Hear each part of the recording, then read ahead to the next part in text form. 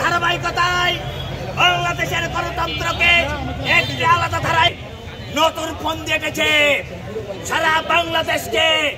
বারুদের উপর এর প্রতিবাদে আজকের এই বিক্ষোভোত্তর সমাবেশের সাবেক যুবনেতা যুবদল রাজশাহী মহানগরের সাবেক সিনিয়র সহসভাপতি,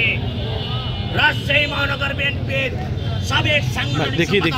দেখি 8 টিভির একটু ভিডিও করি ভাই, একটু দেখতে পারো ভাই, আমরা একটু ভিডিও করি ভাই, 8 টিভির একটু ভিডিও করি ভাই, আচ্ছা করলে হবে, আন্দোলন সংগ্রামে যিনি পিছু পাননি